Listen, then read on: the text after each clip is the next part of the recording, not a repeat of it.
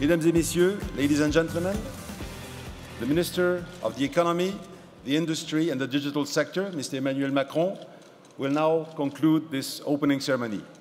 Mesdames et Messieurs, le ministre de l'Économie, de l'Industrie et du secteur numérique va maintenant conclure cette session inaugurale. Monsieur le ministre.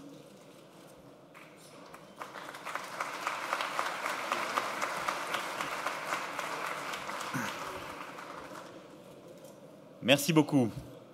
Bonjour, mesdames, messieurs, ladies and gentlemen. I'm delighted to be here with you. First of all, I want to welcome our friends coming from all over the world, as Nuclea is a great family. Et je vais poursuivre en français puisque je crois qu'il est prévu que je prononce ce discours en français et qu'il fasse l'objet d'une traduction. Je suis très heureux, mesdames et messieurs, d'être parmi vous ce matin. D'abord parce que nous sommes là dans le grand événement mondial du nucléaire. Nous en parlions encore un instant. Vous aviez l'année dernière plus de 7000, il y a 2 ans, plus de 7000 visiteurs. 10 000 sont attendus cette année. Près de 60 exposants, 10 pavillons internationaux. En clair, nous sommes là dans le salon mondial dédié à l'énergie nucléaire. Vitrine de cette industrie, de ces technologies, dans un pays qui croit au nucléaire. Donc, il est normal que ceci prenne place ici, au Bourget, en France. Et je veux véritablement accueillir avec beaucoup de chaleur nos amis du monde entier qui font confiance aussi au nucléaire français et qui s'engagent ou se sont engagés dans cette aventure. Et au fond, ce salon porte 2 messages. Il démontre la vivacité de la filière nucléaire et il confirme que le nucléaire est aussi un choix français.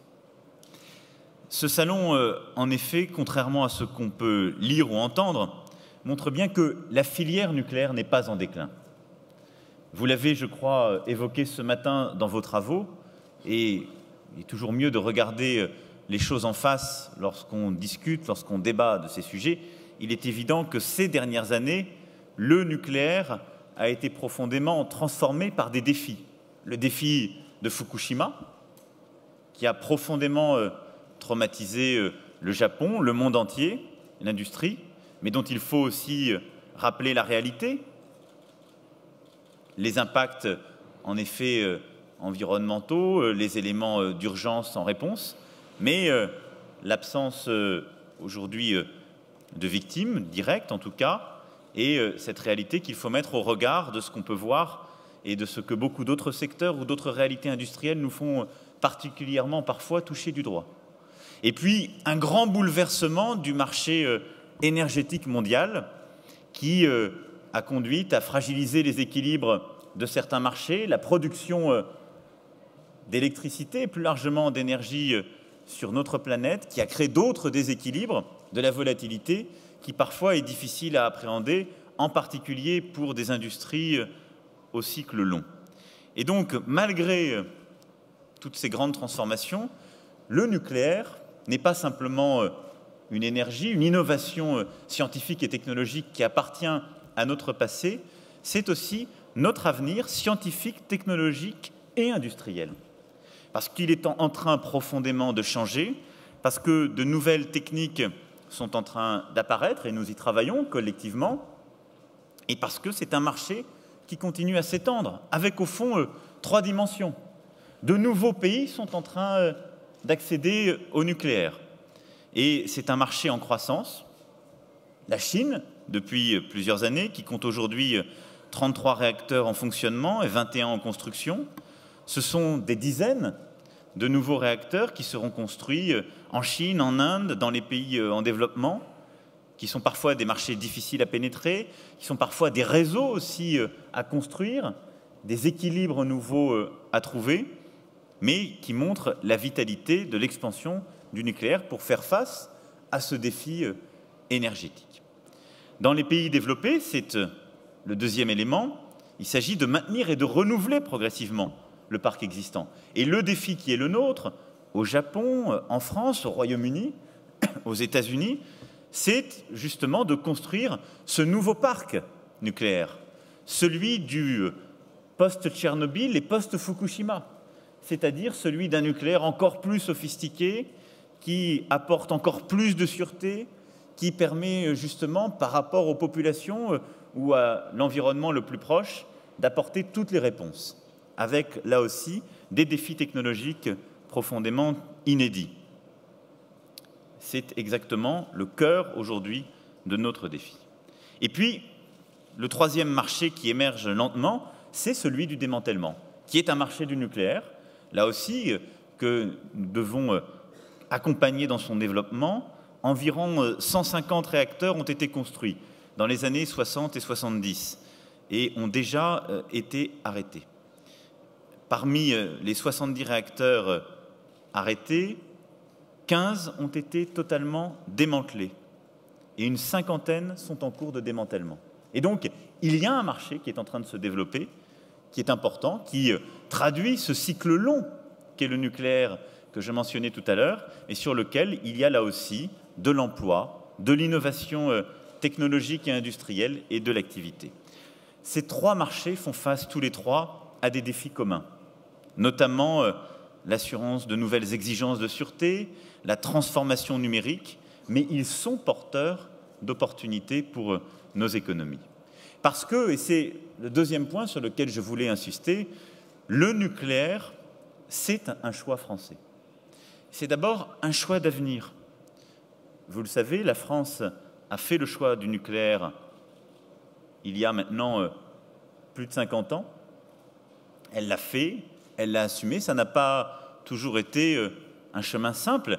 Et nous sommes d'ailleurs en ce moment en train de vivre un de ces moments de refondation. Il y a toujours eu des retards par rapport aux programmes annoncés.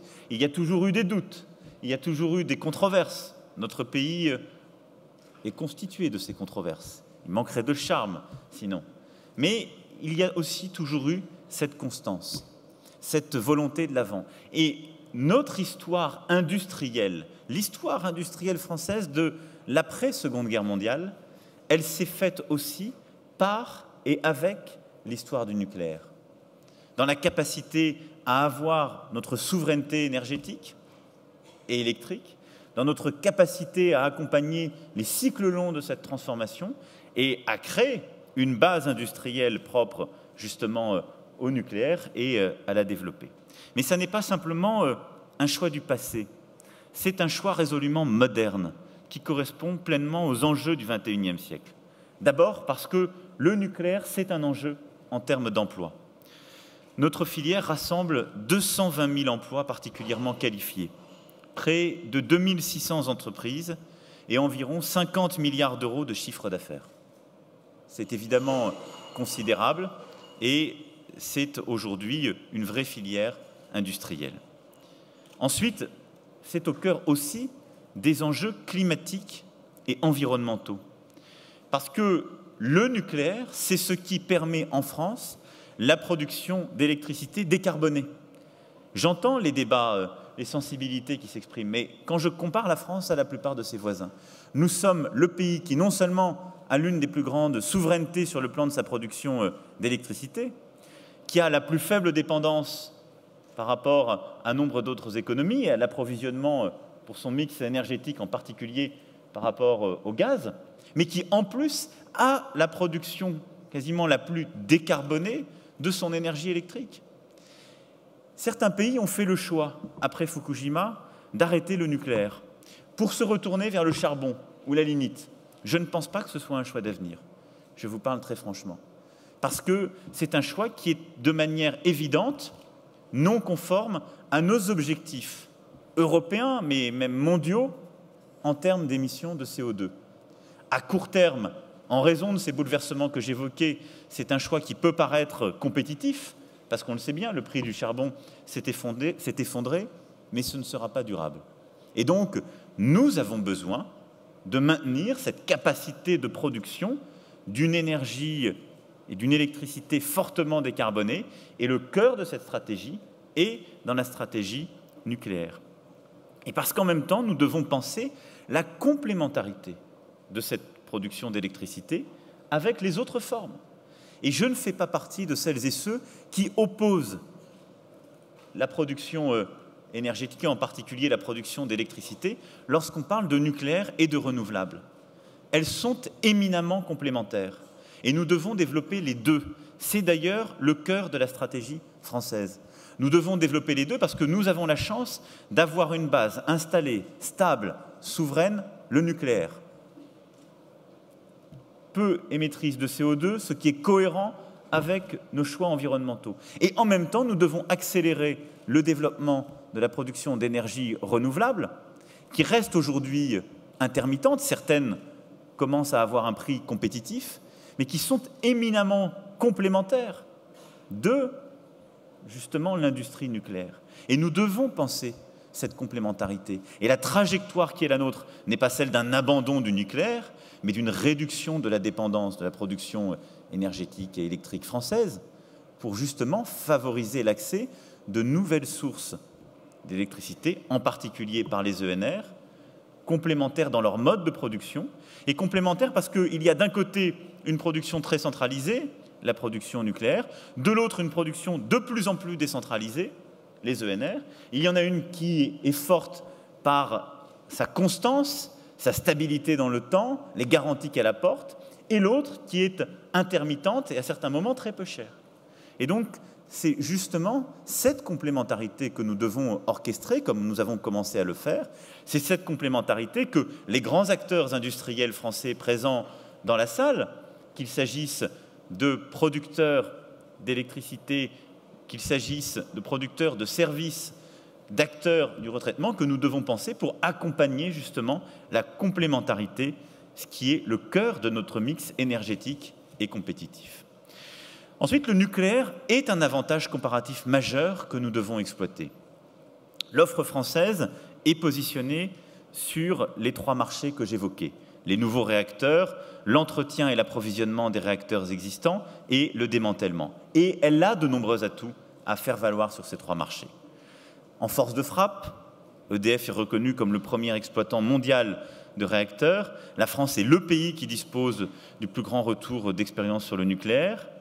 En sûreté, l'autorité de sûreté nucléaire et le système de sûreté français sont reconnus comme parmi les plus performants au niveau mondial, et ce qui parfois, pour certains, apparaît comme étant une contrainte, comme des éléments qui peuvent créer du doute, parce que l'exigence bien conduite à renseigner justement des processus toujours plus complexes, c'est en même temps un élément de garantie, c'est en même temps un élément de compétitivité dans un monde qui se veut plus sûr.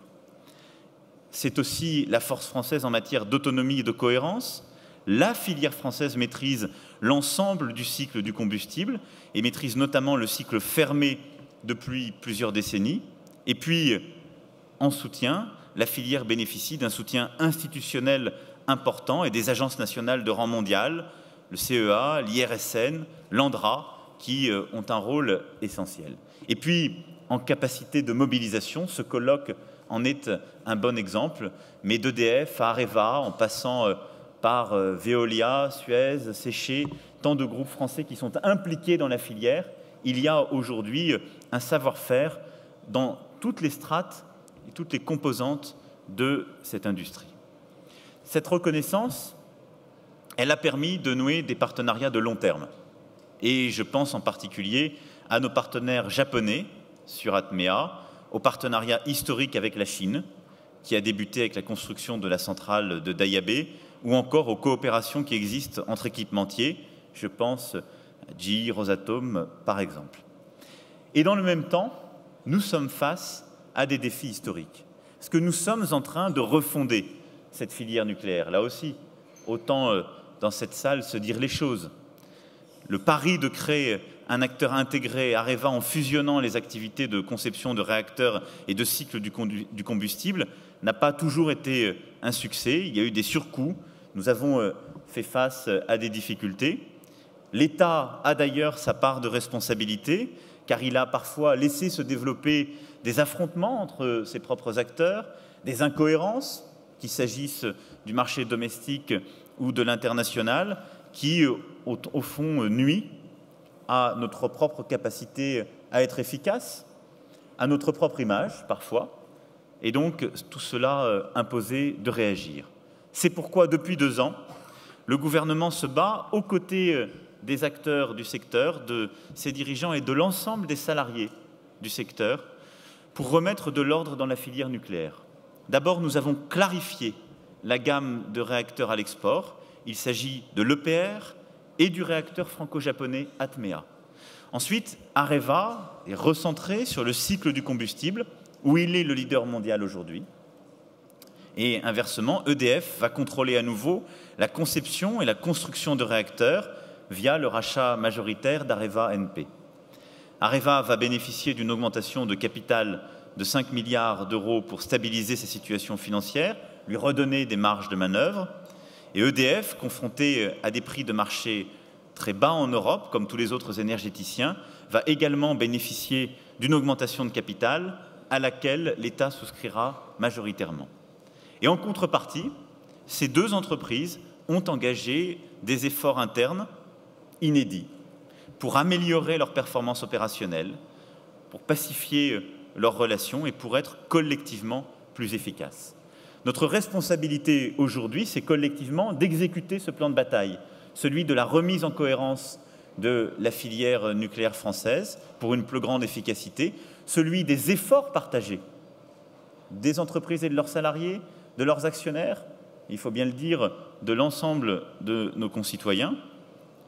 Et notre responsabilité aujourd'hui, c'est de redonner pleine visibilité à toute la filière, c'est aussi celle des pouvoirs publics, à travers justement les perspectives pour les prochaines années, aussi bien pour les grandes entreprises que pour l'ensemble des sous-traitants sur tous les territoires qui jouent un rôle essentiel dans l'expertise du nucléaire français.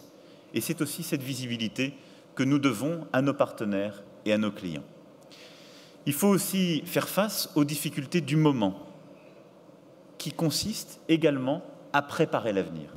Je parlais là, en quelque sorte, d'une remise en cohérence, de parfois la correction de certaines erreurs du passé, mais nous devons aujourd'hui faire face à de nouveaux défis et avoir une vraie vision pour l'avenir du nucléaire en France et dans le monde.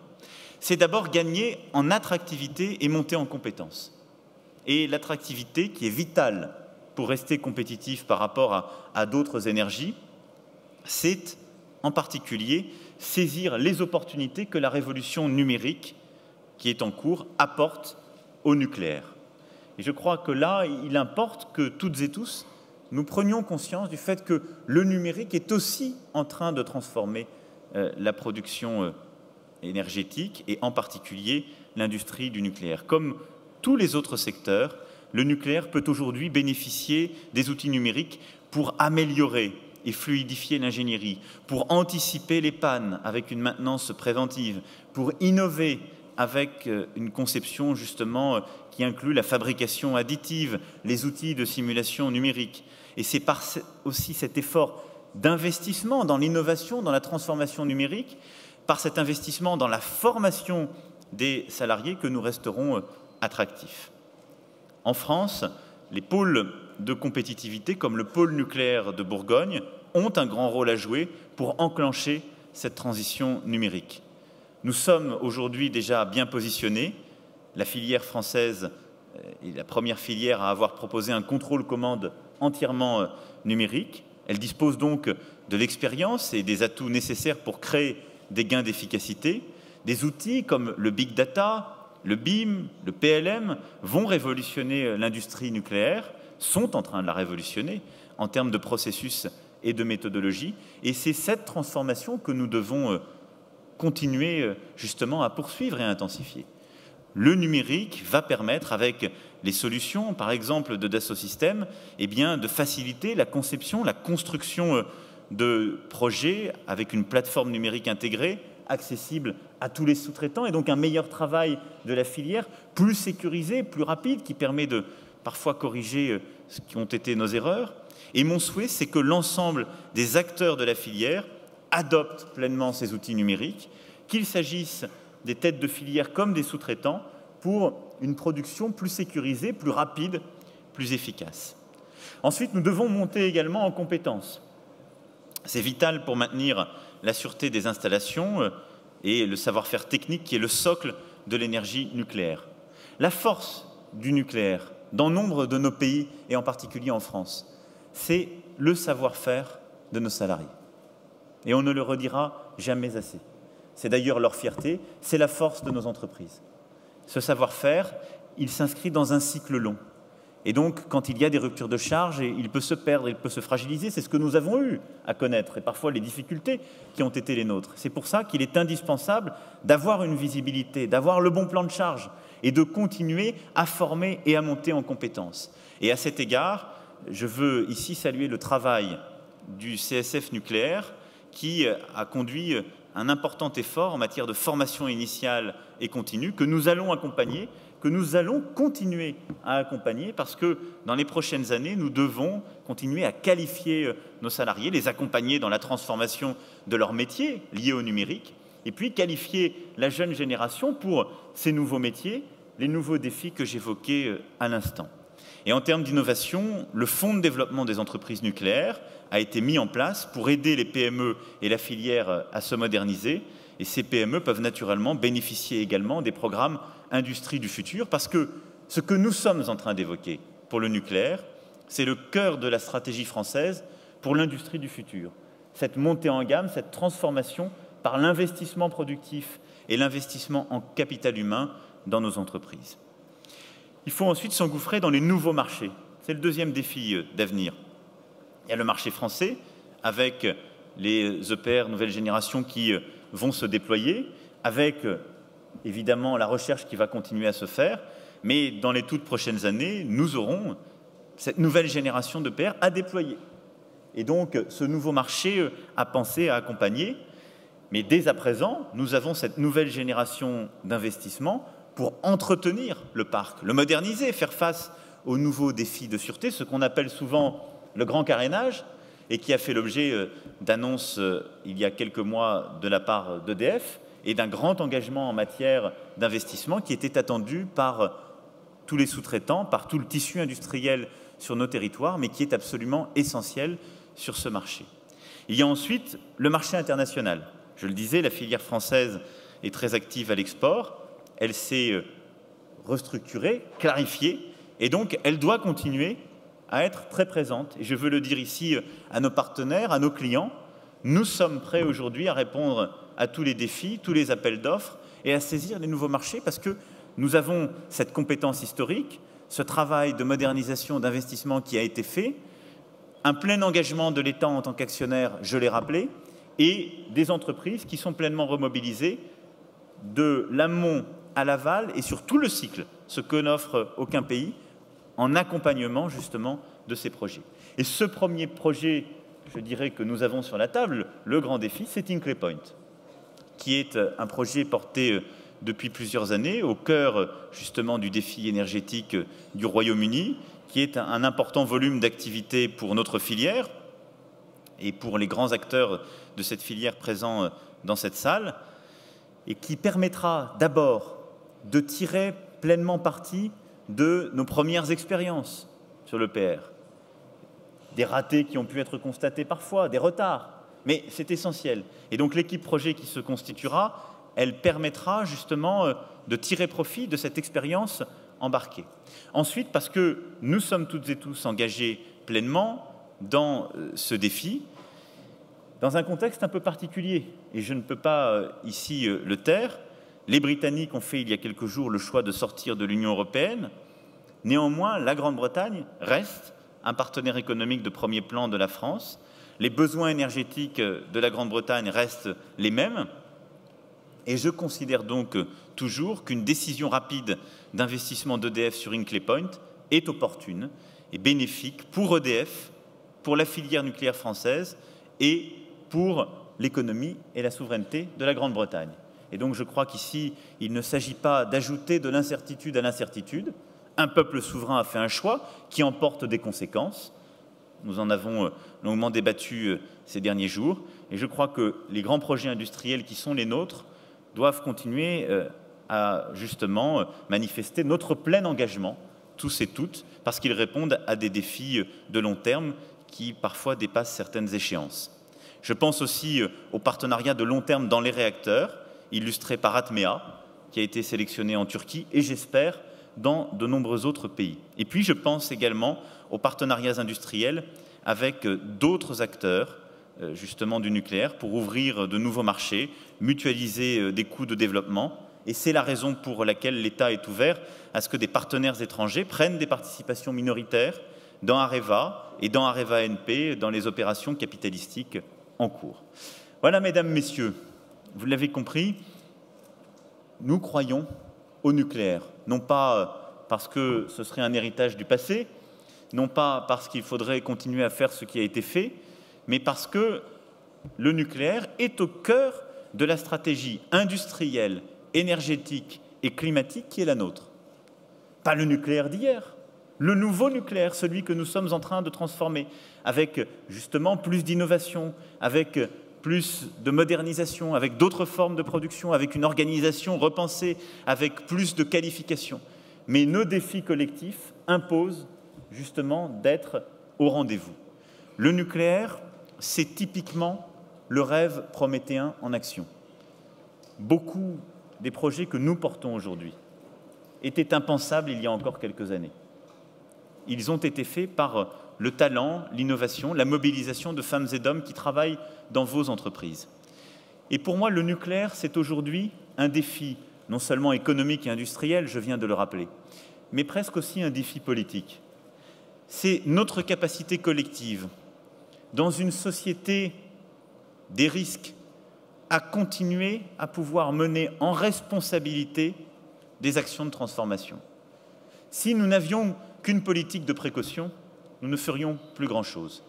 C'est la capacité à avoir une politique industrielle et énergétique ambitieuse, des exigences en termes de sûreté inédites et de penser justement nos responsabilités dans cette société des risques.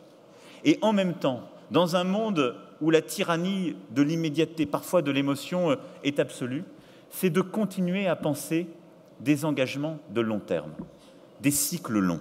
Parce qu'ici, il y a bien une industrie, un métier des cycles longs, c'est celui du nucléaire. Et donc, cette capacité à articuler le risque et la responsabilité, les impératifs du court terme et les cycles longs, ce sont les défis de votre industrie, ce sont les défis de nos économies, mais ce sont aussi les défis de nos sociétés. Et pour tout cela, je pense qu'en responsabilité, c'est bien ce nucléaire du XXIe siècle que nous sommes en train d'inventer, dont nous avons besoin. Et donc merci pour votre mobilisation et merci pour cet engagement.